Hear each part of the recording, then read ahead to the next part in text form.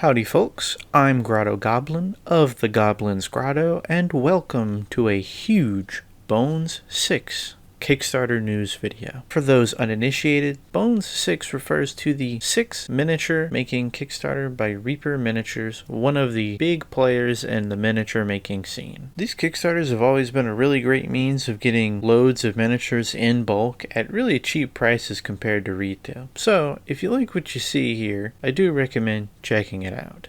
Now, it's been about a week and a half since the Bones VI Kickstarter launched, and quite a lot has unfolded in that time. We've got unlocks, big reveals, and major changes to the way the Kickstarter is going to run. So, without further delay, one of the more interesting things about this Kickstarter is how the map has been progressing. As with most Kickstarters, things start off wild with loads of unlocks in the first day and days. Then things slow down a bit and lull into the slower, steady growth period. The interesting thing about this one's progression is that Reaper saw some of the concerns around this lulling time and decided to tackle it head on. At a certain point, Reaper made a change to things, so parts 4 and 5 of the Sullenhall and Briarwood Vale expansions would unlock at the same time. This will generally help get the ball rolling and encourage the more cautious backers to throw their hats in the ring. Oh yeah, Sullenhall and Briarwood Vale. Where we last left things off, we had only seen about half of Sullenhall and Briarwood,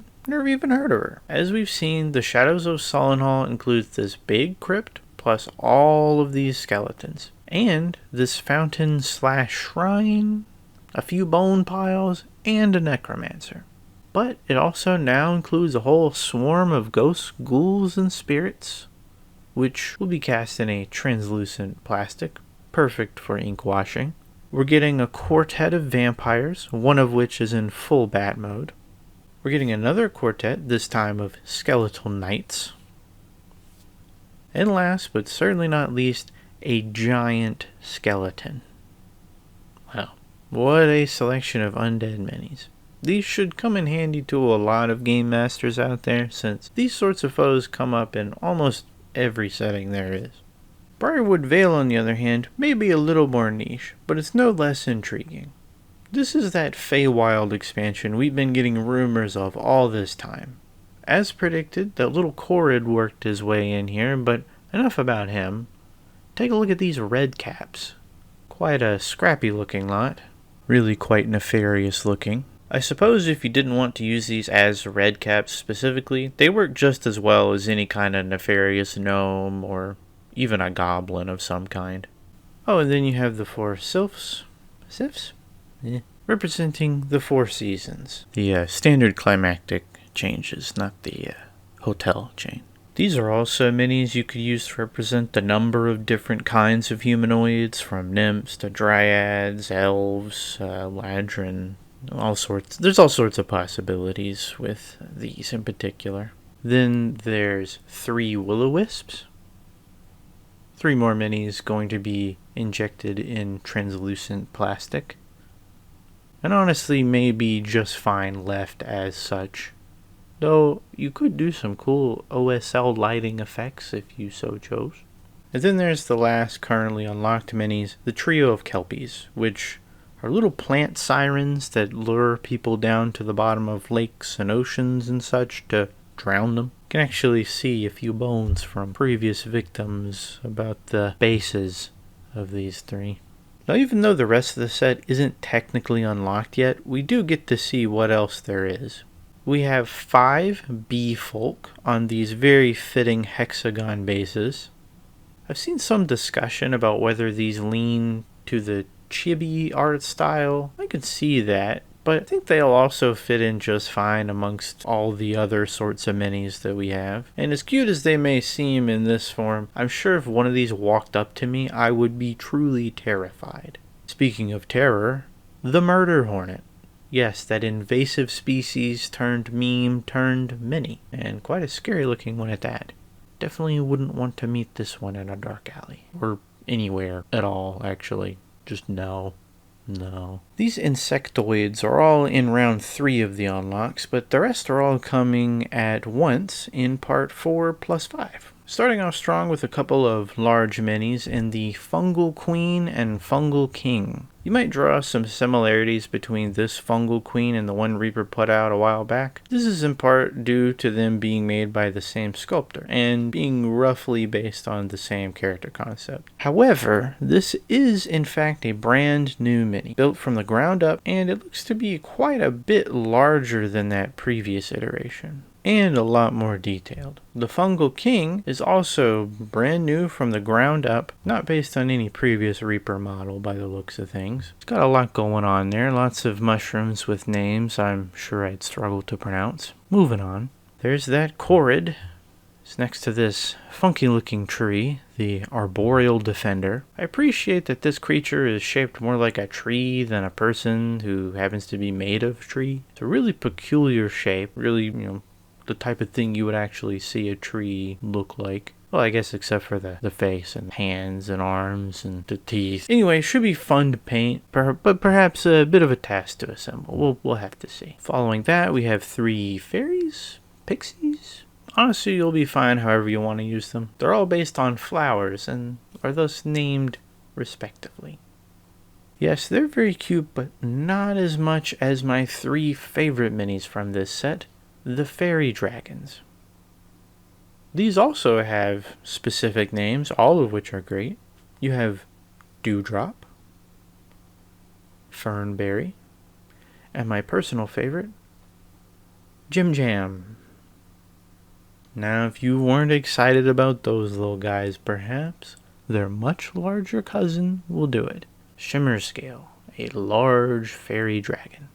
This mini is still getting tweaked, and this is only a prototype, so I'd expect this to become further detailed by release. Already looking nice with what's there though. And finally for this expansion we have the Alicorn, which doesn't have a mini to show yet, just the concept art.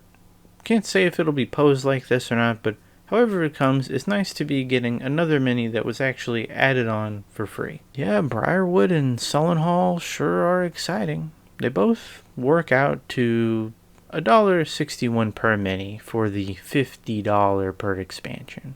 So that's a pretty good deal compared to cost at retail. Most things in the Kickstarter are going to work out as something similar. Take the core set, for example. Yes, the core set is expanding quite a bit, making that 125 more and more valuable. We got some closer looks at minis we've been seeing for a while, including the members of the Dawnseekers, which are, as Reaper stated, a band of all-black adventurers. Their inclusion is going to be really helpful in adding some diversity into what is traditionally a very European-esque selection as far as miniatures typically go for TTRPGs. Past what we've seen and discussed in the previous videos, we've unlocked a little group of familiars. We also got a trio of Mongrelfolk, those mishmash humanoids composed of various other different humanoids. There's actually talk of Reaper one day releasing a build-your-own Mongrelfolk kit. Probably won't see those in Bones 6, but something to keep an eye out for. Now, we also got a couple more Sophies, and of the 2, one of them being in the core set is a little more odd than the other. But hey, if you need a very particular looking succubus running with a whip and a very futuristic gun, then, well, boy, do we have a deal for you. Other unlocks include the Driftlurker, a spiky beholder type thing. It was a social media unlock, which Reaper has stated they will be adding more of every Wednesday. In fact, at the time I'm uploading this, Reaper will have just revealed this week's unlock, which I, from the slightly more now past than before, can tell you is the Warg. Pretty big, pretty cool looking mini. It's going to fit in pretty well alongside some other ones we're going to be looking at soon too. So definitely share Bones 6 as much as you can if you want to get yet another core set mini basically for free. With more shares come more backers. With more backers comes these stretch goals, based on backer numbers. Good old Calarath here, channeling Conan the Barbarian. Well, if or when we reach these backer numbers, these will get thrown right into the core set. So I guess if you have a buddy who hasn't backed yet, I imagine now is a good time to try to get them to do so. One thing being thrown into the core set that we don't have to work for is this 50 count bag of base boss 1-inch bases. A nice little secret unlock. There are of course non-secret unlocks too, like the Werebear, which has had a few design changes. The double axe one certainly looked a little more ferocious to me, but this shielded one is a little more human in a way, a little more emotive. And finally, for now, we have a Wolfpack of 3 wolves. You can never have too many of these guys. And here's the 3 of them alongside that Warg from earlier. Like I said, that Warg fits in really well alongside these, so if you want to get both of them, I'd get the Sharon. By the way, if we actually got everything shown now for the current cost and counted the bag of bases in as, say, 1 mini, we'd be looking at $1.30 per mini in the core set. It's quite a deal. Yep, the core set for Tales of the Green Griffin really shaping up. I mean, heck, while I was editing this video, we actually unlocked that Werebear. So yeah, it really is filling out. Oh, and speaking of the Green Griffin expansion was fully revealed. We got closer looks at what we've already seen, mostly the various patrons. Mostly these are various drunk people just having a good time, standing or sitting. And we've seen turnarounds for the seated patrons for a while now. It's not all drunkards though, as we do have this bard here. Though I guess they could still be pretty drunk while they're performing. And of course, we can't forget about all those bartenders and servers, of which we're now getting a properly sized waitstaff of. In addition, we're going to be getting 2 tables and 8 chairs, 2 slightly unmade beds, a second ghost named Sasha, and this guy who's just another barkeeper, and probably not a ghost. Probably. And finally, we have the last minis left to be unlocked for the set, which are Sizzellum? It's another ghost. There's a Greyhawk, a mini griffin, a cat griffin, and also a cute nod to the D&D setting of the same name. Of course, there's Brigley, the tamed mimic guard to Captain Dimitri, who's over here. And our final character, Miss Rose, who I'm sure enjoys serving all of these banquet items at the Rookery Bar. Although I guess the bar itself may be a little too tall for her. It's an interesting little allotment to hold the mantle of the Kickstarter on. It's currently the best price per piece of the expansions at $1.28 per piece, even less if you start counting the individual food items or bar sections. Maybe niche in a different way than Briarwood is, but this expansion does seem like a good way for folks to get their foot in the door and supplement it with what they receive in the other options and expansions. On that note, there are 2 other expansions shown thus far, the Denizens of the Dungeon and the Lost Tombs of Hakir. As of yet, we only have a few glimpses as far as what is included, but in general terms, the Hakir set will be very Egyptian inspired. The Denizens expansion has had a few more of the items shown so far, and I think there are also many safe predictions to be made about it. For instance, that promo goblin that we've been seeing, said to be in an expansion, and really there's only the Denizens one that would make sense. Yes, the theme here is basically just things you would fight in a dungeon. So it's basically Dungeon Dwellers 2.0. Amongst the more traditional foes, no doubt coming in this, there is a giant crawfish, or crayfish if you prefer. Really neat looking and not at all expected. I reckon it'll make for quite the terrifying ambush, because those things are scary at this size.